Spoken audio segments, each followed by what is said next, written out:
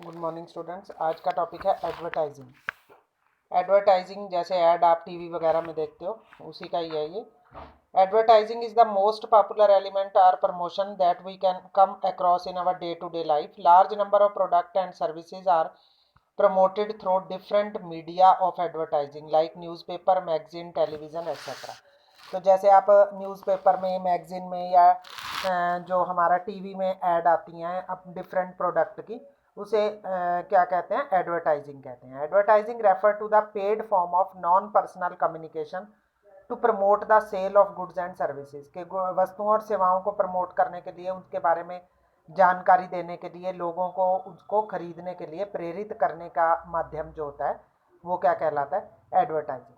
The distinct feature of advertising are explained. क्या क्या विशेषताएं होती हैं? सबसे पहले paid form. All form of advertisement which are facilitated either through electronic or print media represent a paid form of communication. अब इसमें क्या होता है कि हमें पैसे खर्च करने पड़ते हैं ऐड देने के लिए, चाहे हम समाचार पत्र में दे रहे हैं, टीवी में दे रहे हैं, तो इन सब में हमारे पैसे खर्च होते हैं। जैसे for telecasting an advertisement of Dabur honey on television, the charges of putting their advertisement on air are borne by the company. तो कंपनी जो है वो ये खर्चा पे करती है।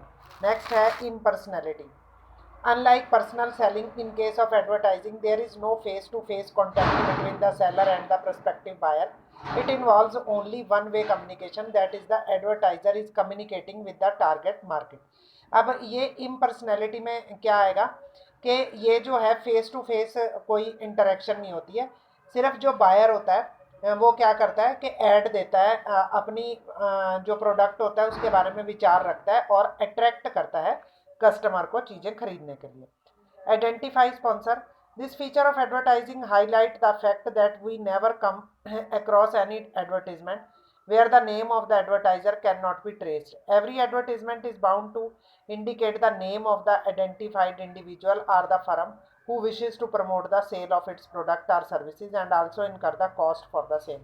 अब इसमें क्या है कि जो इसको स्पॉन्सर कर रहा होता है, जो ऐड दे रहा होता है, उसका नाम भी इसमें इंडिकेट किया जाता है और उसी के द्वारा ही ये सारे खर्चे बियर किए जाते हैं। उसमें लिखा हुआ होता है ये इस कंपनी की ऐड है, सारा कुछ बताया जाता है और खर्चे भी वही कंपनी पे करती है।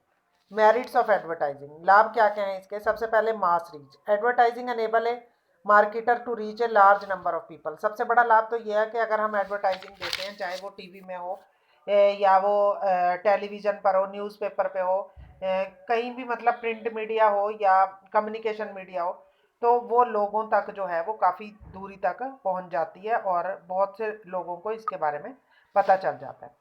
Enhancing customer satisfaction and confidence. Advertising help to develop the confidence of the prospective buyer and stimulate them to make a purchase. This is because it seeks to provide an assurance about the product quality and enhance the level of customer satisfaction. के advertisement देख के customer जो है वो satisfied हो जाते हैं और उनको एक तरह से प्रोडक्ट पर विश्वास हो जाता है। एक्सप्रेसिवनेस। Over the year, the advancement in information technology have made advertisement a very forceful medium of communication due to the significant development in the field of art, design and graphic. कि जैसे जैसे technology में improvement हुई है वैसे वैसे art, designing और graphic में इतनी ज़्यादा डेवलपमेंट हो गई है कि इस टेक्नोलॉजी से जो एडवर्टीजमेंट दी जाती है वो बहुत ही मतलब इम्प्रेसिव होती है और लोगों को आकर्षित करती है। Economy. Advertising is considered to be a very economical medium of communication. Large number of people can be covered at the same time. तो ये सस्ता साधन है, इसमें ज़्यादा से ज़्यादा लोग जो हैं वो कवर हो जाते हैं। थोड़े पैसों में हम बहुत ज़्यादा लोगों को अपने प्रोडक्ट के बारे में बता सकते हैं, पर इसके साथ इसकी कुछ हानियाँ भी हैं। सबसे पहले है less forceful. Advertising does not involve any face-to-face interaction between the prospective buyer and the seller. As a result, it is considered to be less forceful. मतलब ज़्यादा आकर्षक नहीं होती क्योंकि आमने सामने का कॉन्टैक्ट नहीं होता है। Lack of feedback. एडवर्टीजमेंट से हमें फीडबैक मतलब प्रतिपुष्टि प्राप्त नहीं होती कि लोगों को इसके जो हमारा प्रोडक्ट है उसमें क्या कुछ कमी पेशी नज़र आई है या क्या उनको अच्छी चीज़ें लगी हैं। Inflexible. Unlike personal selling, the message of advertisement cannot be customized to meet the individual needs of the target market. This inflexibility in practice may sometimes restrict the impact of advertisement. मतलब इसमें आलोचशीलता है। जैसे किसी तरह से अगर हम लोगों के विचार जानते हैं तो हम उसमें अपने प्रोडक्ट में कुछ चेंजेस कर लेते हैं, तो इसमें हमें लोगों के विचार नहीं पता चलते, तो जो हमने एक प्रॉपर ऐड बनाई होती है वही चलती रहती है, फ्लेक्सिबिलिटी नहीं होती। Low effectiveness, as the volume of advertising has increased many fold over the year to year, it is practically impossible for a person to keep a track of all advertisement related to even a particular type of product. Consequently, there is a greater probability that the advertisement may not reach the audience in desired sense. इसमें क्या होता है कि जैसे एक product की और भी लोग काफ़ी एडवर्टीजमेंट करते हैं, तो इतना ज़्यादा इफ़ेक्टिव नहीं होता कि हमारे ही प्रोडक्ट को लोग परचेज करें, तो हमें इसके बारे में ज़्यादा जो है ऑडियंस की डिज़ायर के बारे में ज़्यादा पता नहीं चलता। ऑब्जेक्टिव ऑफ एडवर्टीजमेंट, क्या क्या जो हमारी एडवर्टीजमेंट होती है, विज्ञापन होता है, उसके क्या क्या उद्देश्य हैं। सबसे पहला है ऐड टू कॉस्ट। अब इसमें कुछ आर्ग्यूमेंट इन फेवर और आर्ग्यूमेंट अगेंस्ट दे रखे हैं। फेवर में क्या है कि one of the most common argument against advertisement is that it add the cost of the product.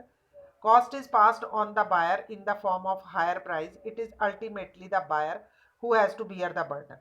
Thus, the advertising budget of an enterprise in an important consideration in the price determination. तो मतलब कि price determination में जो advertisement है वो एक महत्वपूर्ण role अदा करती है, क्योंकि एडवर्टीजमेंट का जो खर्चा है वो प्रोडक्ट पर पड़ता है और प्रोडक्ट का जो खर्चा है वो कस्टमर बियर करता है।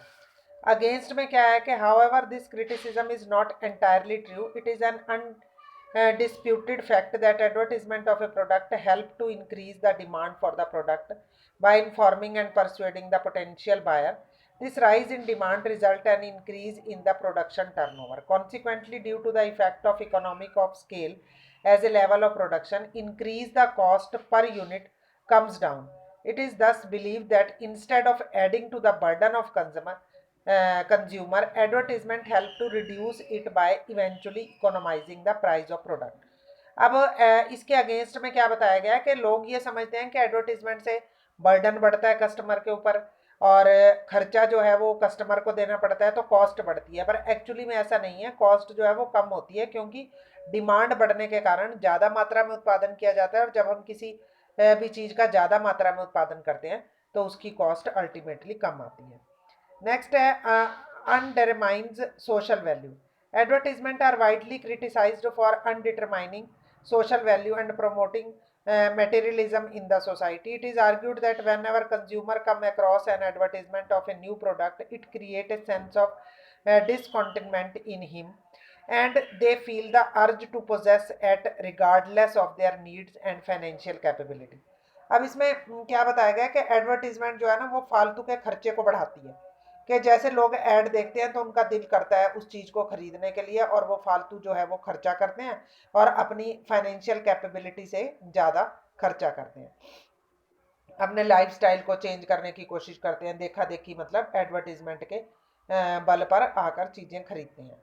पर इसके अगेंस्ट में क्या बताया गया है कि however this criticism can not be considered to be very fully valid.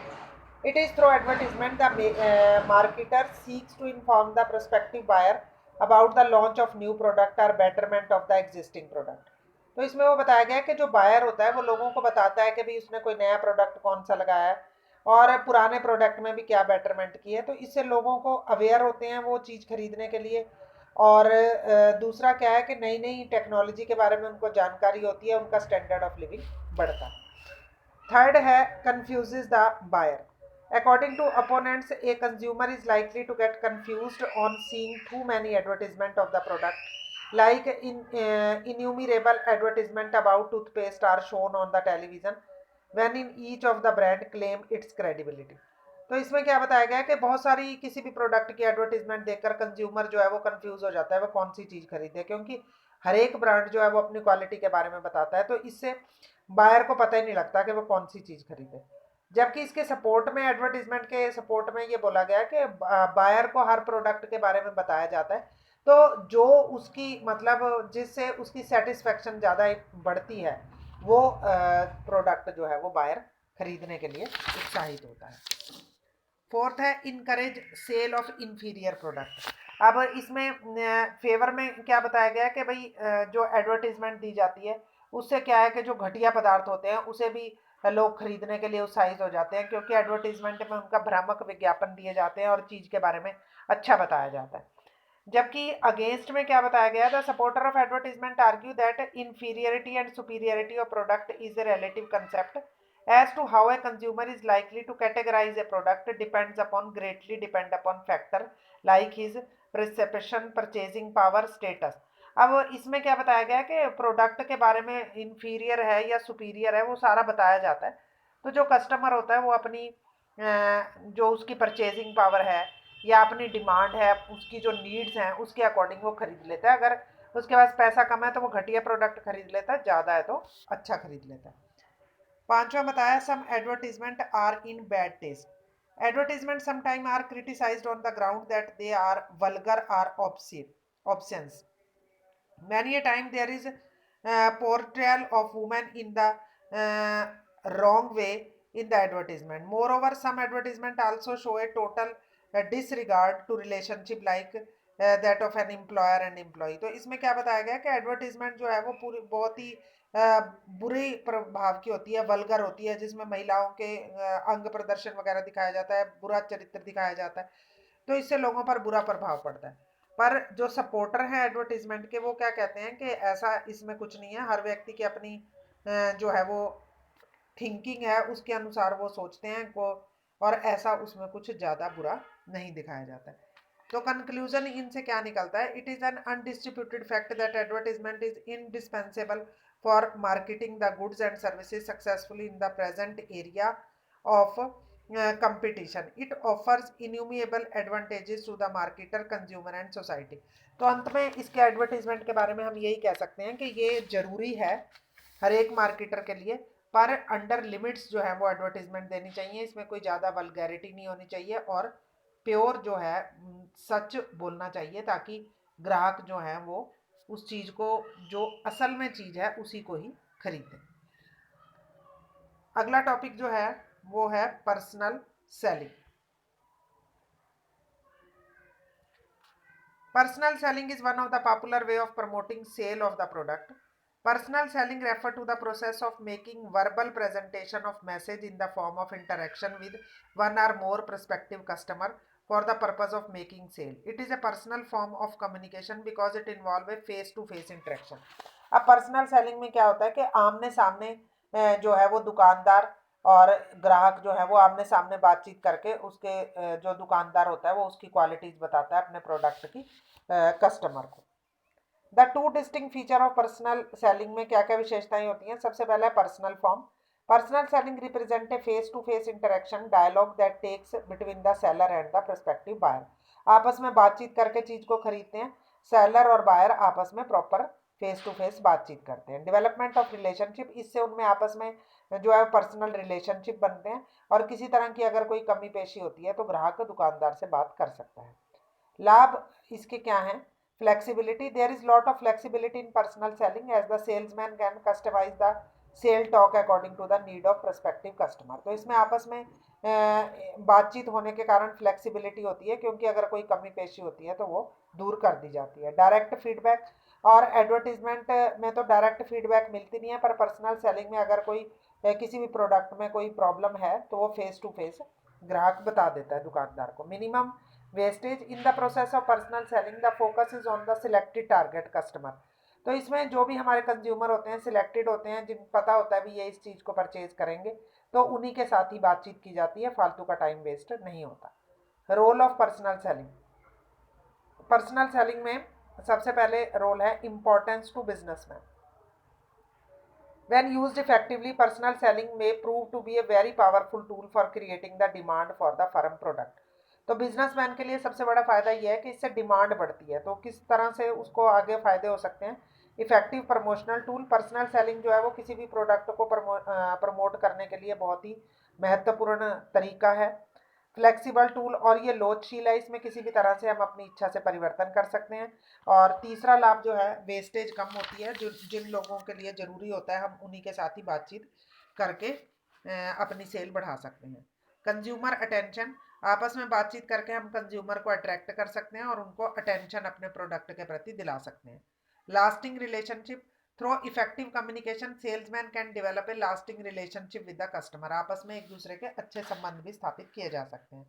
Personal rapport, a good salesman can create a personal rapport with customer and strengthen sale of the firm. मतलब rapport भी प्राप्त कर सकते हैं और जो है cell को आगे फ्यूचर के लिए भी बढ़ा सकते हैं। Role of introduction stage, personal selling is considered to be an effective way of introducing new product. अब नई प्रोडक्ट के बारे में जानकारी देनी है तो वो भी पर्सनल सेलिंग में आसानी से दी जा सकती है। लिंक विद कस्टमर, और कस्टमर के साथ लंबे समय तक लिंक बना रहता है।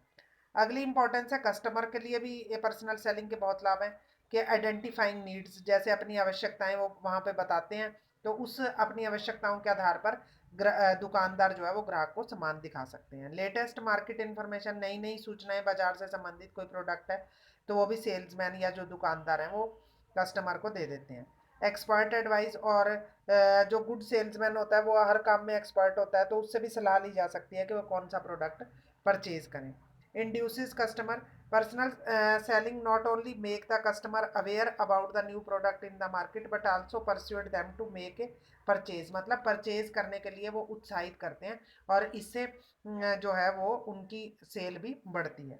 सोसाइटी के लिए क्या लाभ है? कन्वर्ट लेटेस्ट डिमांड, सोसाइटी के लिए लाभ ये है कि पर्सनल सेलिंग जो है वो नई नई डिमांड को प्रोत्साहित करती है और इससे प्रोडक्शन भी बढ़ती है। प्रोडक्शन बढ़ने से क्या होगा, जो है एम्प्लॉयमेंट भी बढ़ती है। एम्प्लॉयमेंट अपॉर्चुनिटी, इसी तरह से जैसे डिमांड बढ़ती जाती है तो लोगों को रोजगार भी ज़्यादा प्राप्त होता है। Career opportunity, personal selling not only help to create employment opportunity but also provide good career prospect to the hard working employ. तो जो मेहनत करने वाले एम्प्लॉयज होते हैं उनका कैरियर अपॉर्चुनिटी भी प्राप्त होती है। Mobility of sale people, very nature of personal selling involve physical movement of the same distance from one place to another so as to create a face to face interaction with the potential customer। जो अच्छे customer होते हैं उनके साथ face to face interaction भी होने के कारण हमारी सेल ज़्यादा बढ़ती है। आगे है product standardization, personal selling encourage sale of standardized product. तो इससे पर्सनल सेलिंग से जो हमारा प्रोडक्ट है वो भी उसका भी स्टैंडर्ड बढ़ता है। आगे है क्वालिटीज ऑफ गुड सेल्समैन, जो अच्छा सेल्समैन होता है उसमें क्या क्या क्वालिटी होनी चाहिए। फिजिकल क्वालिटी में क्या आता है कि फिजिकल रूप से फिट होना चाहिए, उसका स्टेमिना अच्छा होना चाहिए और मतलब उसकी पर्सनैलिटी अच्छी होनी चाहिए और जो है वो बातचीत करने में एक्सपर्ट होना चाहिए। आगे है mental quality, salesman should be cheerful and intelligent होना चाहिए, चीयरफुल होना चाहिए। At the same time he should be mentally alert and be able to quick assess the need of the buyer, और आसानी से वो जो बायर है उसकी आवश्यकताओं को समझ सके। टेक्निकल क्वालिटी, उसमें टेक्निकल क्वालिटी भी होनी चाहिए, जितना जो भी वो प्रोडक्ट बेच रहा है उसके बारे में उसे पूरी जानकारी होनी चाहिए और अगर उसमें प्रोडक्ट में कोई कमी पेशी होती है तो वो भी आसानी से उसे दूर कर सके। ऑनेस्टी, ईमानदार होना चाहिए। गुड लिसनिंग स्किल, और उसमें सुनने की जो है वो अच्छी क्षमता होनी चाहिए, आराम से जो ग्राहक हैं उनकी बात को सुन सके। कैपेसिटी टू इंस्पायर ट्रस्ट, और उनमें मतलब जो ग्राहक होते हैं उनमें विश्वास की भावना पैदा करने वाला होना चाहिए। अदर क्वालिटी, और इसके अलावा और भी जैसे अच्छा व्यवहार, रिस्पेक्टफुल होना चाहिए, इंटीग्रिटी शो करने वाला होना चाहिए। तो आज के लिए हम इतना ही टॉपिक करेंगे, इसके आप नोट्स तैयार करेंगे।